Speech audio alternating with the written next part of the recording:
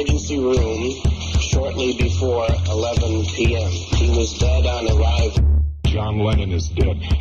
Marilyn Monroe died. Elvis Presley died. Elvis Presley died. Bom, eu nasci em 1956, que é a data que dizem que é o início do rock.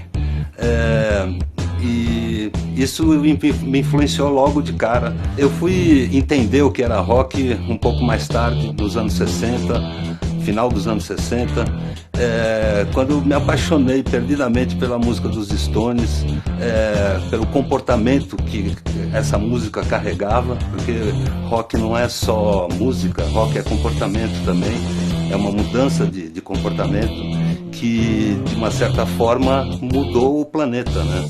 E isso, para mim, foi muito importante, porque não era só eu que estava sentindo isso, era uma galera enorme e tal. Eu sempre achei que os Beatles tinham uma coisa meio fraco, uma coisa assim, tipo New Kids on the Block, assim, da época, né? Apesar de saber da evolução musical dele e eu acompanhar deles e eu acompanhar essa evolução, eu tinha um pouco de pudor de gostar dos Beatles. Eles eram muito aceitos, né? E os Stones não. Os Stones eram a parte diabólica do rock naquela época, né? E isso daí é uma marca no meu trabalho. Esse tipo de postura é uma marca até hoje no meu trabalho.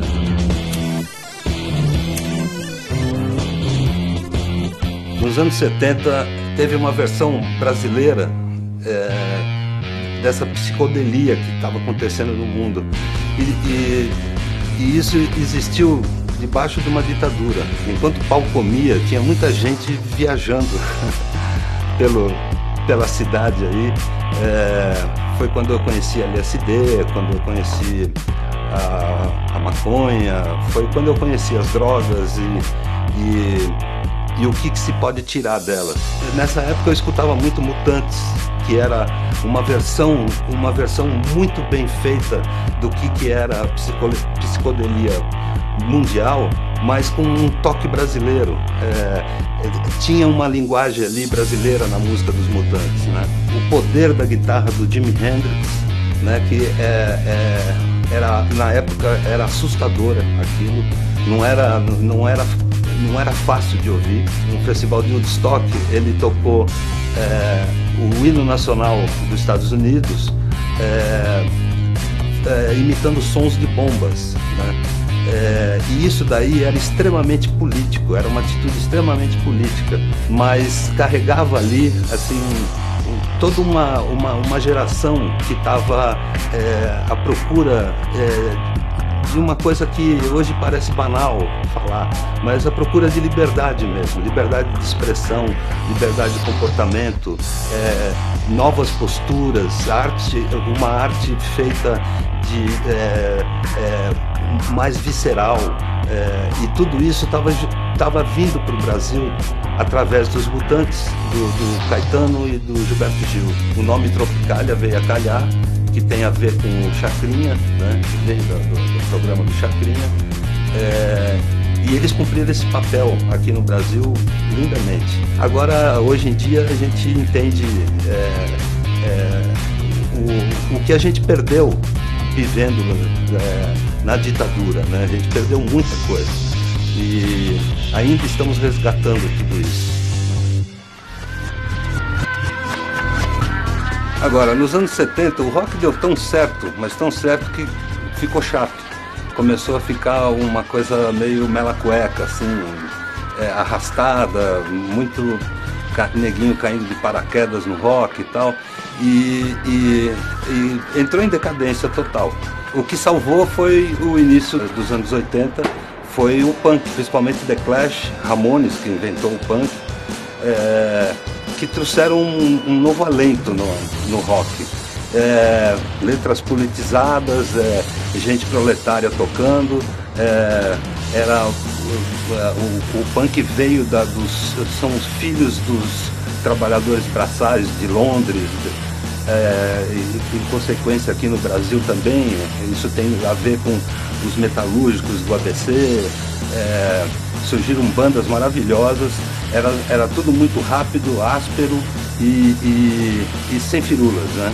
As letras eram diretas, muito diretas. E junto com isso estava rolando a New Wave, né? Que era uma versão meio barateada do punk, uma coisa assim, sem muito apelo, não durou muito e era muito colorido, era roupas coloridas, era uma coisa meio assim, irritante. Eu sempre me influenciei por todas essas fases aí, mas o punk foi a influência maior. Eu comecei a desenhar personagens punks, eu comecei a perceber também a minha origem, da onde eu vim, que era Casa Verde, era um bairro suburbano, era uma coisa... Eu nasci na beira do Rio Tietê, nada mais punk do que isso, né? Eu incorporei, acho que foi o momento do rock, da música mundial ali, que mais se adequou ao que eu pensava, ao que eu queria fazer e a minha visão política. E a banda que mais me impressionou, quando se fala de punk a gente pensa em Sex Pistols, né? Mas a banda que me impressionou mesmo foi o Clash, porque a The Clash era a banda mais politizada, não era só meninos rabugentos gritando, tinha um contexto político naquilo. E era forte o contexto, não era uma coisa que estava colocado ali de qualquer jeito, era poderoso, né? E eu me influenciei, assim, em termos de... A minha roupa mudou, o meu jeito de ver a vida mudou, eu passei isso para outras pessoas, surgiu o João Gordo aqui no Brasil, com uma banda pesada, né? Então, acho que foi o momento assim mais brilhante do rock, foi na época punk.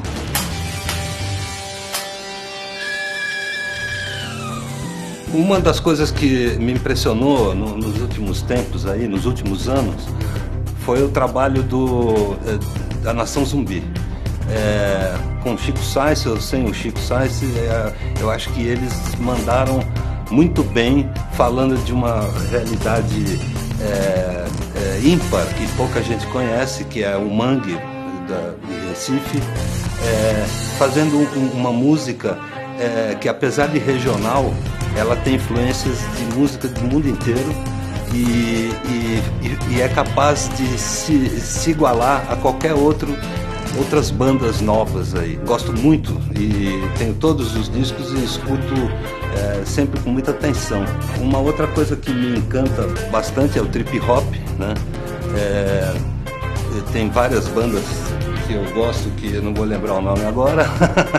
Tem um cara que há anos eu sigo e que é difícil enquadrar assim ele num calendário, né? Ele representa tal época. É um cara que faz música para o mundo, e de qualidade. E esse cara se chama Tom Waits. É um cara que eu admiro, não só ele como músico, como também ator, que ele sempre trabalha em filmes muito legais. Mas o Tom Waits tem uma coisa muito ímpar. Ele faz música de cabaré. Ele mistura o rock, a polka, ele mistura música russa com cabaré. E essa mistura sai um som único. E tem um outro cara, que esse daí pra mim dois caras, na verdade, que pra mim são definitivos, né? Que é James Brown, que não tem mais elogios a fazer o trabalho dele. Ele foi o cara que criou a música negra, né? Nos anos dos anos 50 para cima, né? E criou uma música que não existia, um ritmo que empolgante que não existia, né? E o outro cara, que esse daí para mim é um dos deuses da irreverência, é o Iggy Pop. O Iggy Pop, eu conheço o trabalho dele desde o comecinho, quando as pessoas chamavam ele de Iguana, era o nome que ele usava. Aí depois a banda dele acabou, ele começou a trabalhar sozinho e cresceu muito, e sem perder a força que ele tinha desde o início.